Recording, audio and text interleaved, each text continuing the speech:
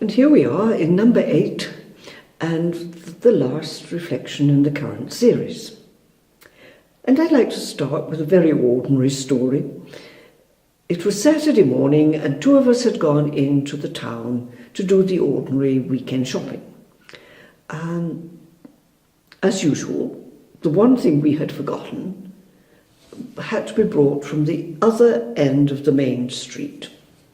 Now the friend with me kindly looked at me as I thought, oh no, all the way up there again, and said, okay, you stay here with the shopping we've got and I'll go and get it. So I went into the store on the corner, a normal store, but it had, just as you got into the door, a small place for coffee and tea, somewhere to sit for a few minutes. And so I went in and I found myself a place on a crowded Saturday morning in the corner, but facing out through the windows of the store, behind the goods they had for sale, and watching quite casually the people passing up and down. And as I reached for my tea, then my hand was in the sunlight. And suddenly, there was a rainbow in my hand. Yes, a rainbow. I looked in the window and I tried to see what it was that could have acted as a prism to break the sunlight into all these wonderful colours, but I couldn't see it. But it made no difference because I sat there for some time just realizing I had a rainbow in my hand. And it started, of course, all sorts of thoughts of how important the rainbow has been as a sign of peace and security. In the Jewish Christian tradition, for example, that's become a universal one. The rainbow has appeared throughout our cultures as a very strong symbol for us. The bow in the heavens, the bright colours. And the phrase that came to my mind was I had held the rainbow was that one breaks its white radiance into this many-coloured creation. A symbolic way of saying that the source broke open. There had been white radiance, and now there was the multiplicity, the diversity that we experience in this universe. Of course, our scientists are trying very hard to prove what happened at the time of the Big Bang. You know? Their symbol is that. And we have the Greek colliders working on the French and Swiss borders or under Chicago, trying to get back to that moment when it all happened. And symbolically, we have been fascinated by that moment over the centuries as human race and found many different ways of describing it. In the Vedic tradition, for example, it was God, the source, suddenly began to dance, and creation came as a result of the movement, the dance movement of reality. But this was another one. That, whatever it is, which we thought of as white radiance, broke open, and we have this many-coloured, this vastly diverse reality, physical reality we call the universe. And we enjoy the diversity, or at least we recognise the diversity in nature, in animals and in humanity. And right from the beginning, we have been challenged by the diversity. From the very earliest days of migration as human beings, the meeting and interaction with others, different stages of the unfolding of the evolutionary process. And on we have met the differences in some ways, the differences in the physical characteristics of race, which we put down to our genetic structure. And it's interesting to look at this now and to realize that these two, the genetic structure of these two, are only less than 99% different. You know? We still have a lot to discover about our diversity. We had developed cultural differences as well as physical differences, religious differences in our beliefs and practices, political structures and societies, and so on. And all of them were challenging. The diversity was always a challenge. And now that challenge is even more expansive in an era of what? Rapid mobility, huge progress in the technology of communication, to such an extent the power of diversity, the challenge of diversity, has become so urgent that we must respond to it. We like perhaps to sit and rejoice and enjoy the multiplicity of flowers in our garden. Can we rejoice with an equal amount of sincerity at the different skin colours of the human race? Or the different ways of cooking vegetables? Or thinking of the source of it all? We have been challenged in most recent times in two ways. And one of them is the production of a photograph which was a composite photograph of the photographs taken by the Hubble telescope, which was produced in 2004 by NASA, which showed us that we are living on a borderless planet, firmly, and that the borders that are claimed by politics, for example, are merely lines on a piece of paper. And some people have tried to concretize the lines by building walls, which seems strange. This planet is a borderless planet, and it really doesn't belong to anyone. It is here for the development and the joy of the space-time journey which each of us makes from life to death on this planet. But nobody can claim it and say, this is mine, or this is ours. The borderless planet. We should all be free. We are physically free to roam everywhere on this planet. Cross the deserts, climb the mountains, sail the seas. We have chained ourselves down into certain areas. Possession. This is mine and you keep out. We have to rethink this completely.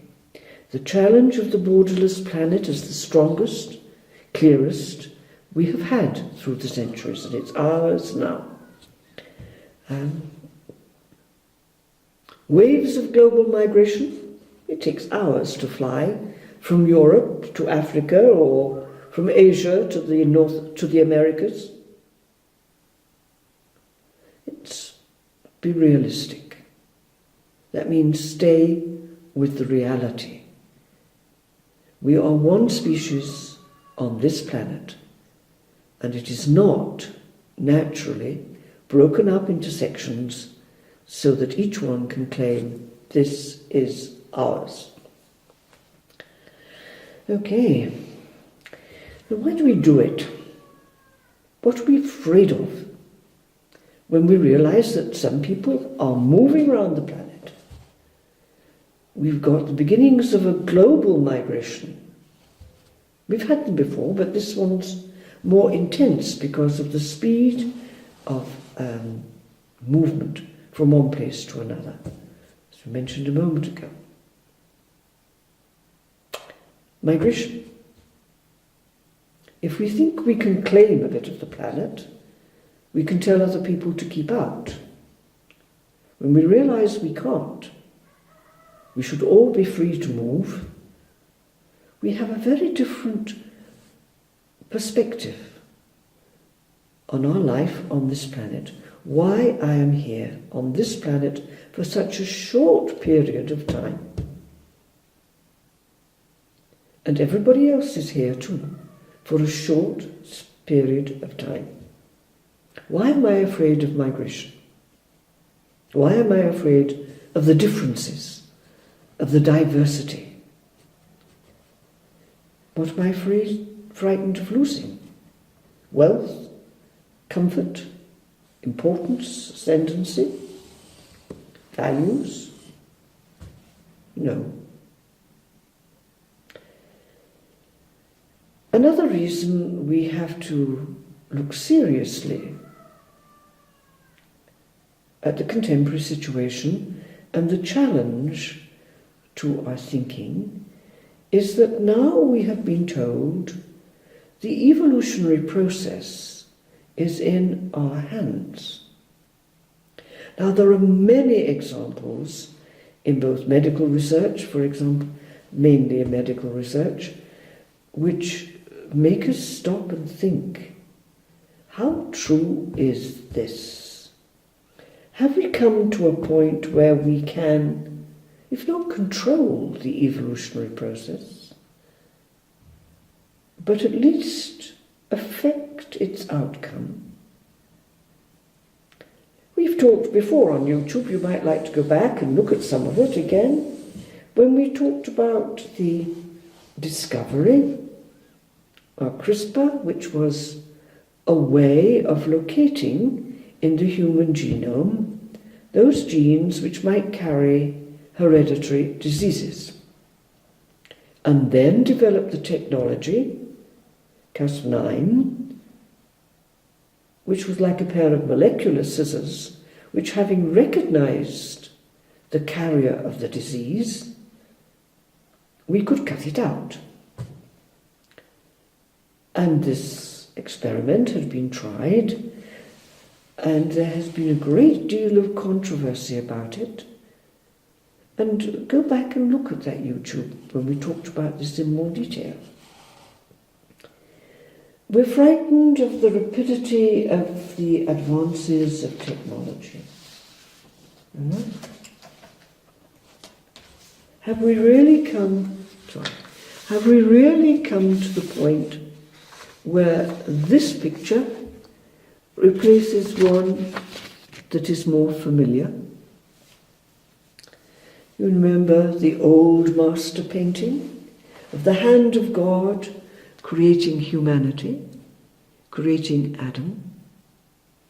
And here you have the hand of humanity creating artificial intelligence, robots. Certainly we cannot say the evolution of the human species is totally within our control. But are we moving in that direction? Certainly the challenge is enormous, and therefore the fear is high. The fear is high because we've never really learned how to appreciate and live with the enormous diversity of life on this planet. And how now? We are now being challenged to become global persons, to be able to get free of the chains with which we have bound ourselves. Change of nationalism, culture, and so on. You can look at them. Learning to value and develop the diversity, holding the rainbow in my hands. Learning to live and develop diversity. Respect for humanity. Go back and look at one of the first YouTube reflections we had in this series. People for sale. Claiming our freedom. The chain of hierarchical structures. We've also talked at that in detail. Moving into an area where we share the responsibility and the leadership with each other through networks and round tables rather than through hierarchies. Above all, we have to learn to live rooted in the very best of our cultural, individual, religious inheritances, the very best, so that then we are free to explore and to interact with our full diversity, to become really people of this globe, global persons. It will not be easy to do this. We have to work with diversity. We've both got diversity in identity diversity and cognitive diversity. We have difference in all the characteristics we mentioned, physical characteristics, for example, but also in our ways of looking at things, our perspective on life. Not all Africans feel the same way. Not all Europeans think the same way. Physical, identity differences, perspective differences. We have to learn to deal with this. We've been very slow to learn how to appreciate and develop our diversity. If we do, the gain will be great. The fullness of life will be finally rooted in freedom and not chained to possession. So, what's the next point? For this month, go and hold a rainbow in your hands and rejoice.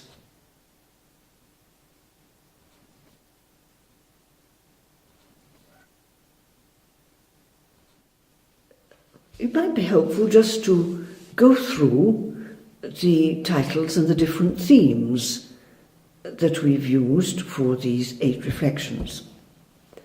So if you missed one, you might like to go back and find it. We started off with the title, People for Sale, because that had actually happened. Migrants being sold for auction. And it led us into a discussion on human dignity and current abuse of human dignity. Then we moved on to a question, is this for real? And the bewilderment of the little boy who, having seen on television the destruction of the Twin Towers, which was in his neighbourhood, the World Trade Center, couldn't make out whether this was a reality or virtual reality. And we talked about reality, virtual reality, augmented reality, and the ultimate reality. The third one, we had a phrase that everybody leaps to, climate change. Well, of course the climate changes. There are some parts of the world where it changes several times a day. Climate change in nature, in emotion.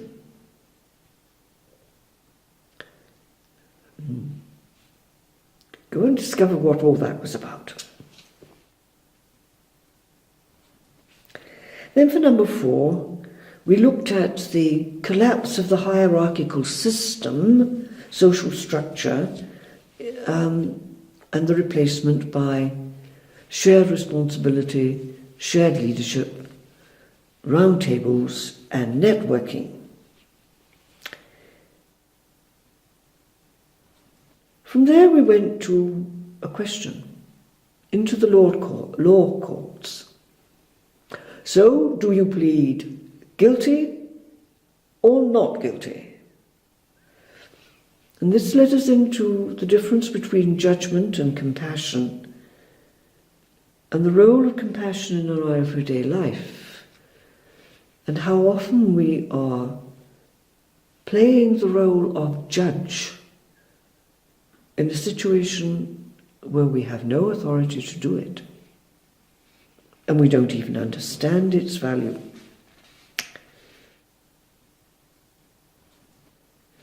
Number 6, we looked at what lies beneath the surface. We started with a reflection on the new technology, LIDA, which had helped geologists and archaeologists to discover the cities of the Mayan civilization in Guatemala. Thousands of buildings and structures which had laid hidden under the rainforests.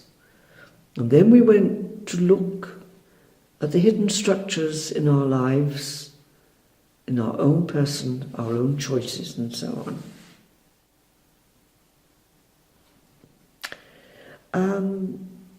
And then we came to number 7, the one we just had, where we had the A plus 2 equals PQ questions, etc., etc., the one that looked so much like a link to YouTube, and which had to be translated from Globalish into language we're all more familiar with, where we end up in mystery. We are in an age where both science and religion have led us to recognize that we have to go beyond mind, to all that lies beyond mind, and we can, to become mystics. And this has brought us to number 8, the last one, where we took the symbol of the rainbow to remind us of the enormous diversity that we live with and in on this planet Earth. And the challenges from the borderless planet photograph or reality, and whether evolution is now in our hands or how much of it is controlled by us, to have a look at how we have not fully appreciated the power and the importance of diversity, and how we now must learn to become global people with a universal vision and a universal compassion. And so those have been our themes. They have fed back into other themes. They've opened the way for newer themes. And at each one, of course, we've looked at some simple practice that helps us to make this journey through space-time with a greater awareness of the spiritual journey we're also making.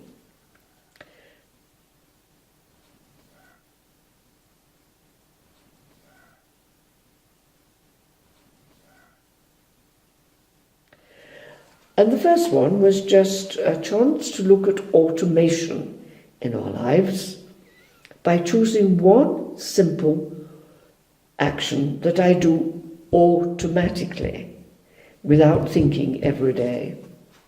It might be that you come home from work, you drop into an easy chair and reach for a cigarette. Okay, stop. Put it down again. Wait for a moment. Or it may be a cup of tea, or opening your cell phone, or what. If it's an automatic action that you do without stopping and saying to myself, why am I doing this? Then for a month, choose that one and stop each time you reach for it, you start it. It's particularly the cell phone. So many people slip their hands into their pockets, take out the cell phone, without a split-second thought as to why they're doing it. Or we learnt a lot from changing an automatic action into a chosen action. Okay. We've often found life so hectic that we need to say, I need to pause for breath. So in our second practice, that's what we did. We trained ourselves to pause for just 5 slow breaths. It took a little practice. 5 slow breaths before getting up and doing the next thing, after turning off the ignition, getting out of the car, when you lift the lid of your computer, or whatever. Many times during the day, pause for 5 slow breaths. That had wonderful results for some people. The third was the repetition. Repetition, we spoke a lot about the power of repetition. And so to use that power very positively for ourselves, by choosing something to repeat that would be positively effective in our lives. Of course, these are very ancient practices, the japa, the repetition of a word or a phrase. And how we can use, yes, we can use beads, or we could just simply turn a ring on our finger while we're sitting in the bus, the train, while we're waiting for somebody to stop talking, just slowly focusing on the words. Okay? Number 4, we saw a picture of the speed with which people are moving around, especially in our cities. And we decided to bring a little Zen walking into the supermarket. Or wherever you are, where people are rushing and you usually rush with them. Just decide on this small amount of the footpath, or from the bus stop to the shop or whatever, or from getting out of the car to getting in the building, and walking deliberately, slowly. Once or twice a day. Okay. Good ancient spiritual practice, mainly out of the Zen tradition, though they did it in a more stylized way and for much longer. But it has an effect, even if it's only for a few moments, every day. Number 6, we went to a visual practice of repetition, the mandala, where we use a geometric design and let our eyes travel slowly from the edges to the center, and from the center back out again. We talked a little about the mandala tradition and the Dalai Lama's use of this for helping people in today's very hectic and overcrowded life.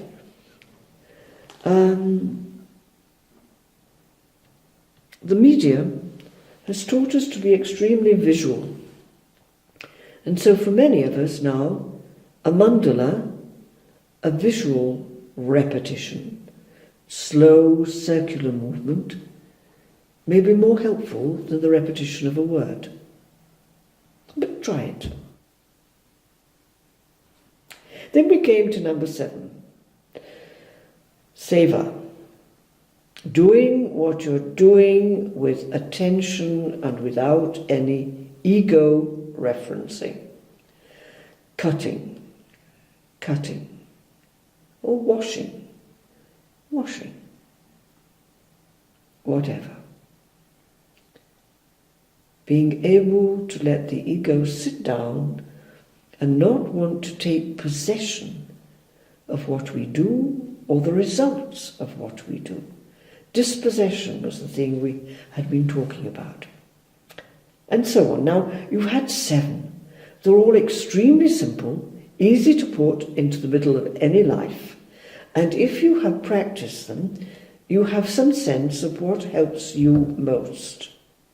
In which case, drop all the others, choose that one, and now practice it for the next 3 months, by which time you will have forgotten that you're making an effort to practice it. It will have grown into your lifestyle, and it will begin to have an effect on your choices, on your way of living, on the values you have in life. All the things we talk about. Slow walking in the market, or turning the ring on your finger, or taking 5 deep breaths. That's all it takes. There's one sentence in the Christian Gospel that says, Jesus said, now that you know these things, you'll be happy if you do them. Good, straightforward advice. No complicated yogic asanas, no special classes, no need for special equipment, just your ordinary everyday life. So enjoy yourself and make a difference to your life and therefore to the lives of others around you.